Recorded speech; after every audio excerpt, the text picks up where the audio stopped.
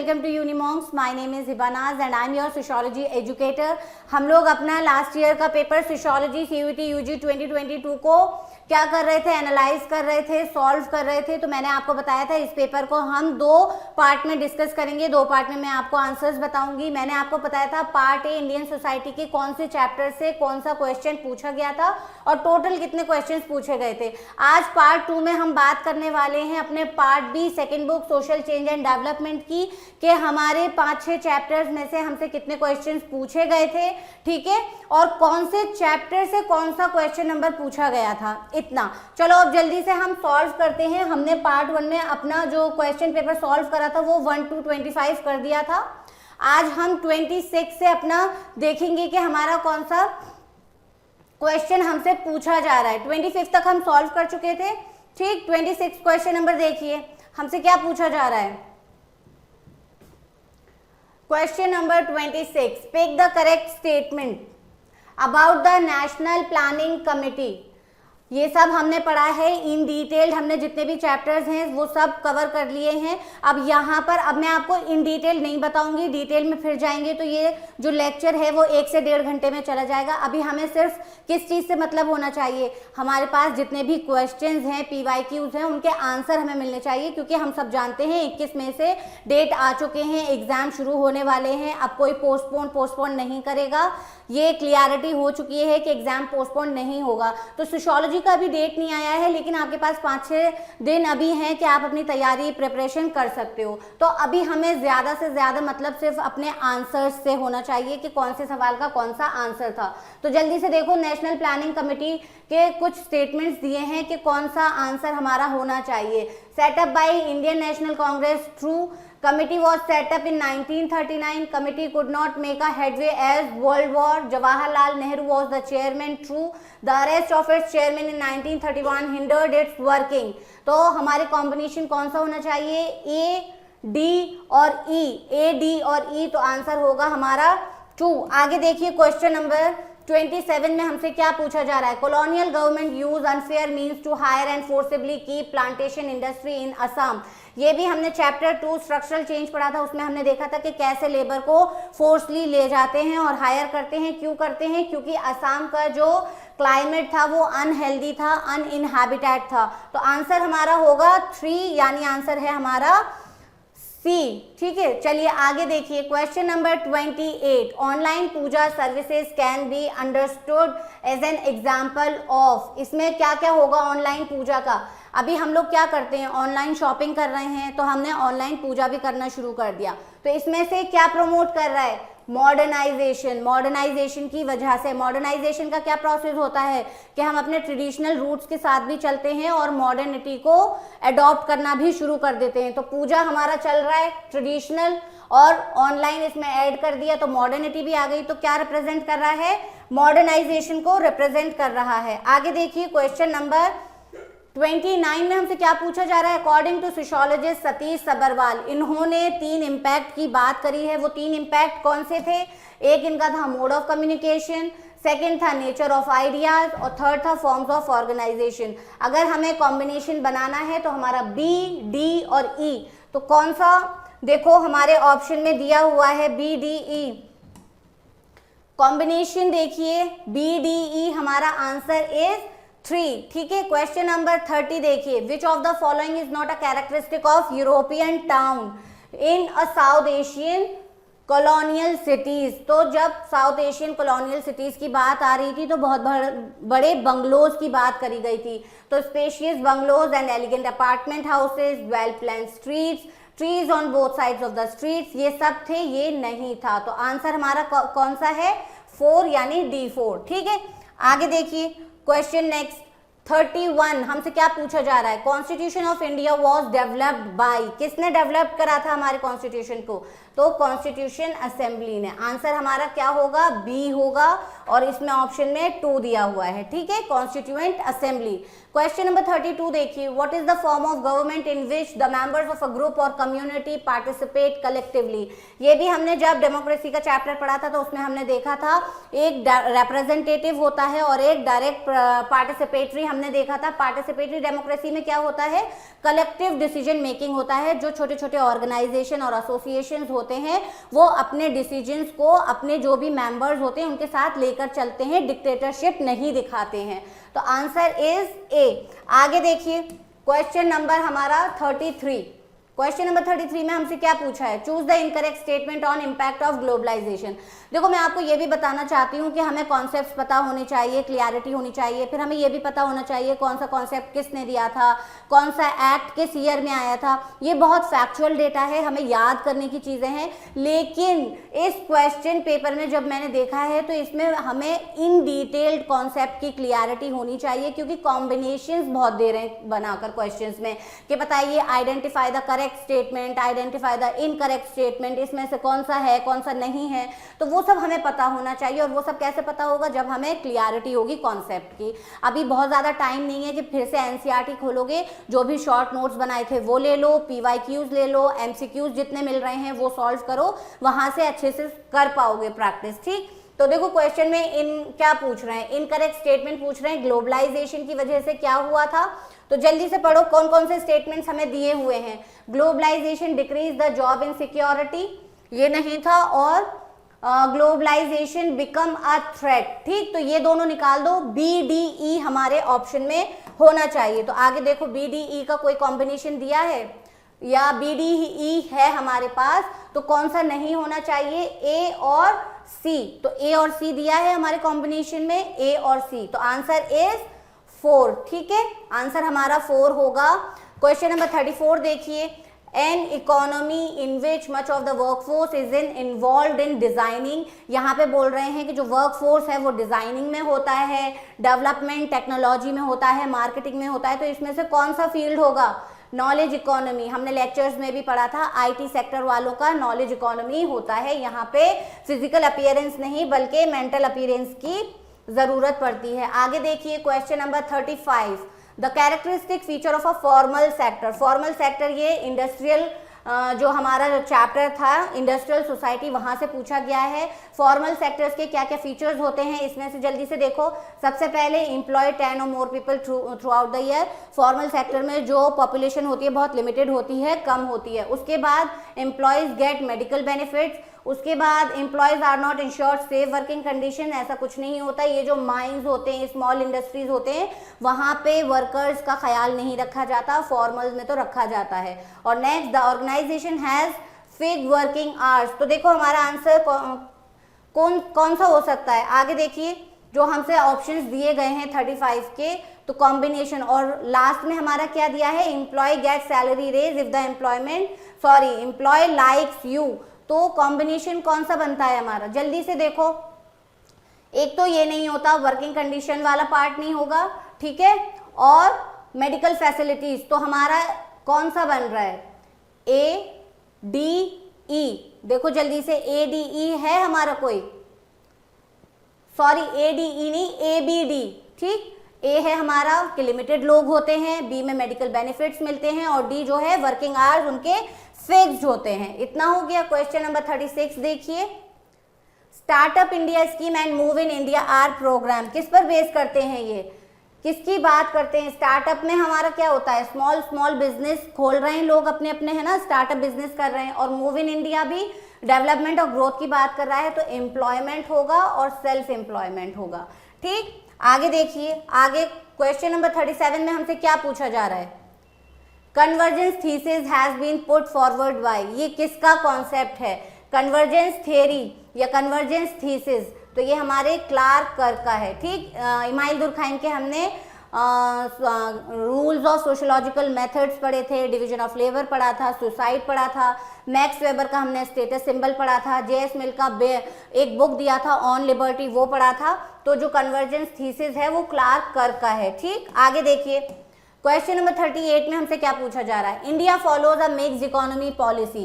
Mixed economy से हम क्या समझते हैं, मिक्स्ड इकोनॉमी से हम समझते हैं कॉम्बिनेशन ऑफ प्राइवेट और गवर्नमेंट।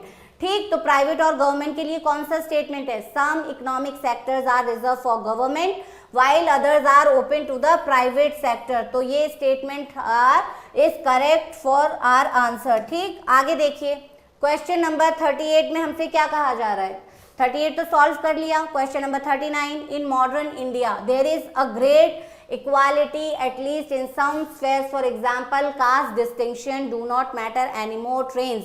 अब यहाँ पे क्या कहा जा रहा है, यहाँ पे बताया जा रहा है कि जो हमारा on the basis of caste, class, religion जो भी डिस्क्रिमिनेशन होता था वो इनमें से एक फैक्टर है जिसने क्या करा, उस पर कम जो डिस्क्रिमिनेशन हो रहा था वो अब कम होने लगा था। तो हमारा आंसर होगा इंडस्ट्रियलाइजेशन। ठीक है, इंट्रोडक्शन ऑफ इंडस्ट्रियलाइजेशन की वजह से हमारा जो कास्ट डिस्क्रिमिनेशन था, जेंडर डिस्क्रिमिनेशन था, वो सोसाइटी में अब कम होने लगा था। Question number 40, who supported the idea of free market.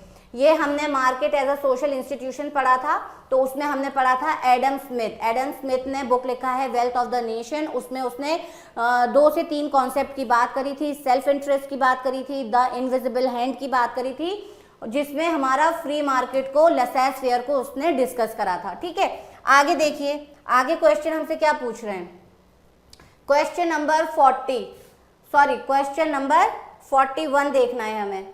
Question number 41 में 41 से 45 में पैराग्राफ्स दिए। देखो पेपर में हमने देखा कि 1 या 2 पैराग्राफ्स दे दिए हैं, उसमें 4 से 5 क्वेश्चन आपसे पूछे गए थे। अब आपको ये लगेगा कि हम जैसे पैराग्राफ दे दिया और उसमें हमें अब आंसर्स देखने हैं, क्वेश्चन हमसे उसी से पूछ रहे हैं, तो ऐसा कुछ नहीं है कि आप खुश हो जाओगे कि 5 सवाल तो पढ़ने ही नहीं है, पैराग्राफ दे देंगे उसमें से कर लेंगे। जब तक आप अपना चैप्टर डिटेल में नहीं पढ़ोगे आप उसको अच्छे से आंसर नहीं कर पाओगे। 1 या 2 आंसर आपको पैराग्राफ से मिल सकते हैं, लेकिन जैसे यहाँ बताया है कि 5 क्वेश्चन पूछे गए हैं, तो 5 के 5 पैराग्राफ में उसके आंसर नहीं दिए हैं, तो उसके लिए क्या करना होगा, आपको चैप्टर अच्छे से रीड करना होगा। अब यहाँ जैसे क्वेश्चन नंबर 41 में हमसे पूछ रहे हैं, farmer suicide is a matrix event, which of the following option is not responsible for farmer suicide. इसमें से कौन सा, क्या पूछ रहे हैं, नॉट। ठीक, एक देखो बच्चे, जब भी क्वेश्चन पढ़ो ओवर एक्साइटमेंट में मत पढ़ के क्लिक कर देना या आंसर अपना दे देना, क्वेश्चन को बहुत अच्छे से पढ़ना है। कभी हम लोग क्या करते हैं, नॉट पढ़ लेते हैं, कभी नहीं पढ़ते हैं, कभी हम लोग करेक्ट पढ़ लेंगे, कहीं इनकरेक्ट लिखा होता है, तो ये सिली मिस्टेक्स होती हैं जो हम लोग कर देते हैं। अब यहाँ पूछ रहे हैं कि जो नहीं है, कौन सा नहीं है बताइए, एक ऑप्शन देना है, तो डाइवर्स। देखो एजुकेशनल एक्सपेंसेस होते हैं, जो फार्मर्स होते हैं उनका इतना इनकम नहीं होता, बट अपने बच्चों को पढ़ाना होता है, तो एजुकेशनल एक्सपेंस एक बर्डन बन जाता है। एग्रीकल्चरल लोन, वो जब लोन ले लेते हैं वो उसका इंटरेस्ट पे नहीं कर पाते हैं, तो उन पे बर्डन होता चला जाता है, जिसकी वजह से वो सुसाइड कमिट करते हैं। और मैरिज एंड डॉरी है ना, अपने बच्चों की शादी करनी है लेकिन पैसे नहीं है, तो उसका भी उन पे बर्डन हो जाता है, जिसकी वजह से वो सुसाइड कमिट करने लगते हैं। तो आंसर है हमारा डाइवर्सिफिकेशन। ठीक, इसी तरह से आगे देखो, आगे क्वेश्चन नंबर 41 हमसे 42 पूछा जा रहा है, according to official statistic which of the following state were majority hit by farmers. तो देखो इसका आंसर हमें पैराग्राफ में यहाँ पर दिया हुआ है, high cost inputs and individualization of agriculture operation, according to official statistics there have been this suicide by farmers between 2001 and 2006 in Andhra Pradesh, Karnataka, Kerala and Maharashtra. तो अब देखो 42 में हमारे कौन कौन से ऑप्शंस हैं, जहां पर हमने केरला पढ़ा था तो आंसर हमारा यहाँ क्या दिया है, तो देखो ये पैराग्राफ से हमें अपना आंसर मिल गया, आंसर है केरला। ठीक, आगे देखिए, आगे हमसे और क्या पूछा जा रहा है, question number 43, how farmer suicide can be reduced, कैसे रिड्यूस कर सकते हैं। तो देखो डिक्रीजिंग द एग्रीकल्चरल सब्सिडीज, ये तो नहीं होगा, लिबरलाइजेशन पॉलिसी से कर सकते हैं, शिफ्टिंग टू कैश क्रॉप्स और अनस्टेबल मार्केट से नहीं होगा। तो आंसर क्या है हमारा 2 है, यानी हमारा B2 आंसर है। ठीक है, आगे देखिए क्वेश्चन नंबर 44 में हमसे क्या पूछा जा रहा है, choose the transformation that happen in rural society. ये भी हमने पढ़े थे, ट्रांसफॉर्मेशंस होते हैं, किस तरह से रूरल सोसाइटी ट्रांसफॉर्म होती है अनदर सोसाइटी में और क्या क्या चेंजेस आते हैं। तो सबसे पहले इंटेंसिव कल्टीवेशन होता है, ठीक, रैयतवारी सिस्टम अभी नहीं, राइज ऑफ फ्रीज लेबरर्स होता है, पेमेंट शिफ्ट फ्रॉम कैश। अब बच्चों आपने क्या करा होगा, एकदम से पढ़ोगे और क्लिक कर दोगे कि ये तो हमने पढ़ा था कि शिफ्ट फ्रॉम कैश क्या होता था, काइंड टू कैश होता था, ठीक, तो आप ओवर एक्साइटमेंट में आंसर लगा दोगे। लेकिन यहाँ देखो, यहाँ इन्होंने क्या करा है, कैश टू काइंड करा है, मतलब उल्टा लिख दिया है आपको कंफ्यूज करने के लिए, तो ये नहीं है और ये होगा। तो आंसर ए, सी और ई देखो, ठीक है, आगे ऑप्शन में दिया है, तो ये तीनों हमारे आंसर्स हो जाएंगे, ए, सी और ई। देखो दिया है ए, ई, सी, ठीक है, तीनों options. Question number 45, green revolution was not a great success widely because, क्यों नहीं था green revolution successful? Green revolution rural society में क्या था, एम्पावरमेंट लाने के लिए था, लेकिन वहां जो फार्मर्स थे उनको पता ही नहीं था कि टेक्नोलॉजी यूज कैसे करनी है, तो उसका इतना अच्छा इम्पैक्ट नहीं पड़ पाया। तो आंसर इज 2, ठीक। आगे देखिए, आगे क्वेश्चन नंबर, अब देखो 46 से 50 तक फिर इन्होंने हमें पैसेज दे दिया, पैराग्राफ दे दिया, इसमें से अब हमसे बोल रहे हैं कि आंसर्स करने हैं। लेकिन फिर मैं आपको बता दूं, यहाँ आपको 1 से 2 आंसर मिल जाएंगे, पूरे 5 के 5 आंसर नहीं मिलेंगे अगर आपने अच्छे से इसको नहीं पढ़ा है। क्वेश्चन नंबर 46 में क्या पूछ रहे हैं, which of the following is not true about Dalit movement. इसमें से ट्रू कौन सा नहीं है, ठीक है, फॉल्स देखना है। तो सबसे पहले struggle for self confidence and self determination, ये तो है। Seek freedom from political operation, ये भी है। स्ट्रगल टू बी टच्ड, ये भी है। It is not a sustained process, ये नहीं है, ये तो बहुत सालों से चलता आ रहा है और अभी भी हम लोग देखते हैं कि इनका किसका एक्सप्लॉयटेशन हो रहा है, सोशल एक्सक्लूजन प्रोसेस को ये फेस कर रहे हैं, तो ये तो अभी भी चल रहा है। तो आंसर हमारा 4D4 होगा, ठीक। आगे देखिए, क्वेश्चन नंबर 47 में क्या पूछा जा रहा है, the meaning of the term Dalit. Dalit से हम क्या समझते हैं, तो broken, ground down by those above them, ये चीज तो है, ठीक है। हमेशा हर कोई इन्हें अपने से नीचा ही समझता है ना, एक जो इनका स्टेटस है वो लो है सोसाइटी में।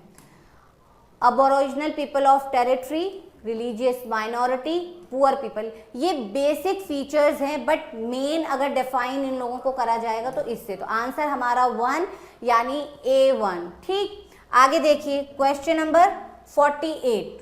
क्वेश्चन नंबर 48 में क्या पूछ रहे हैं, who among the following use the term Dalit for the first time.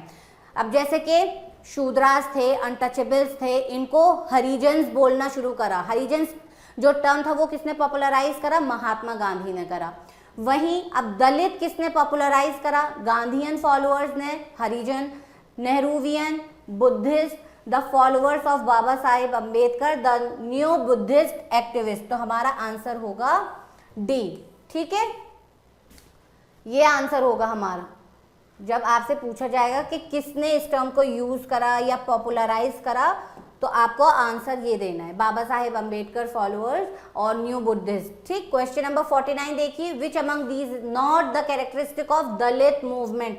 अब पूछ रहे हैं इसमें से कौन सा फीचर या कैरेक्टरिस्टिक नहीं है दलित मूवमेंट के लिए, तो आपका एवोल्यूशनरी, ठीक, ये एक फीचर है जो नहीं है दलित मूवमेंट को रिप्रेजेंट करने के लिए। तो आंसर इज 1 या फिर आंसर इज A1, ठीक। आगे देखिए, लास्ट क्वेश्चन है हमारा। लास्ट क्वेश्चन हमसे क्या पूछ रहे हैं, which of the following issue is not associated with social movements of Dalit. ये जो 45 से 50 तक क्वेश्चन हमसे पूछे गए हैं, ये हमारा बुक 2 जो सोशल चेंज एंड डेवलपमेंट है, इसका चैप्टर 8 है सोशल मूवमेंट्स, वहां से दिए गए हैं। एक पैरा दे दिया है और आपको 5 सवाल वहां से दे दिए हैं। तो आप देखो इस तरह से मतलब हर चैप्टर आपके लिए कितना इंपॉर्टेंट है, आपको पता ही नहीं है कि वहां से 2 या 3 क्वेश्चन पूछेंगे या 5 से 8 क्वेश्चन भी पूछ सकते हैं। चलो इसका आंसर बताओ जल्दी से। और मैं चाहती हूँ अगर आप लोग मुझसे पहले आंसर क्लिक कर पा रहे हो इस क्वेश्चन को पढ़ के, जितने भी हमने सॉल्व करें, तो कमेंट सेक्शन में आप अपने आंसर्स जाकर रिकॉर्ड करो या हम लोगों को दो, ठीक है। सोशल मूवमेंट का क्या पूछ रहे हैं यहाँ पर, पॉलिटिकल ऑपरेशन होता है, प्योरिटी एंड पॉल्यूशन के लिए भी लड़ते हैं, लैंग्वेज ऑपरेशन भी होता है, इसका अभी कुछ नहीं है। तो आंसर हमारा होगा 4, ठीक। तो आज के पेपर में इतना ही। इस पेपर को हम 2 पार्ट में डिस्कस कर चुके हैं। होप आपको आपके आंसर्स मिल गए होंगे। मेरे पास और भी पेपर्स हैं, मैं वो भी आपके साथ शेयर करूंगी, उनके आंसर्स आपके साथ शेयर करूंगी। इस वीडियो में अभी इतना ही। If you like this video informative और interesting, please like share and subscribe our channel. Thank you so much.